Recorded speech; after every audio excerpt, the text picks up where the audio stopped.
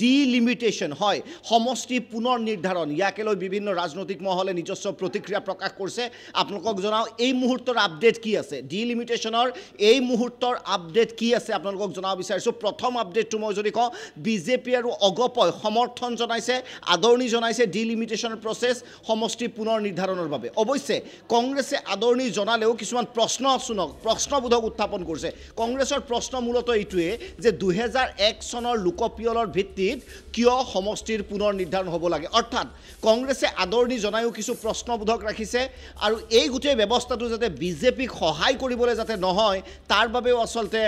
কংগ্ৰেছে নিজস্ব প্ৰতিক্ৰিয়া ব্যক্ত কৰিছে গতিকে কংগ্ৰেছৰ স্পষ্ট কথা যে আদৰণি জনাইছে কিন্তু কেইটামান প্ৰশ্নবোধক আছে কেইটামান কিন্তু আছে অৰ্থাৎ 100% হয়তো কংগ্ৰেছৰ সমৰ্থন নাই কিন্তু অসম গণ পৰিষদ আৰু যি কোৱা হয় বিজেপি আৰু অসম গণ পৰিষদৰ পূৰ্ণ সমৰ্থন আছে সমষ্টি পুনৰ নিৰ্ধাৰণ ক্ষেত্ৰত আপোনালোকক জনাও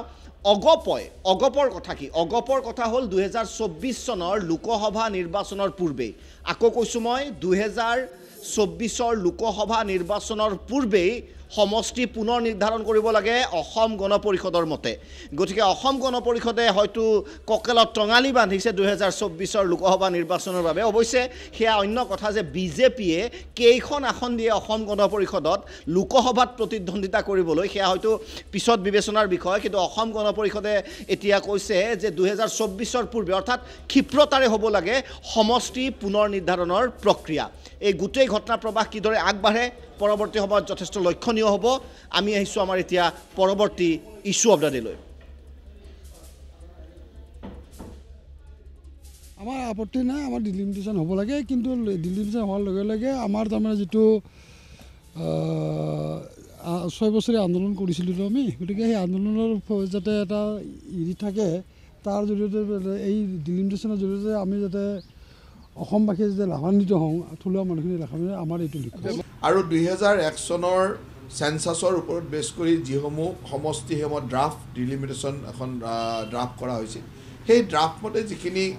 ছাজেশ্যন আছিল সেই ছাজেশ্যনৰ ওপৰত বেছ কৰি কথাখিনি হ'ব কথা স্পষ্ট যে অসমত কোনো সমষ্টি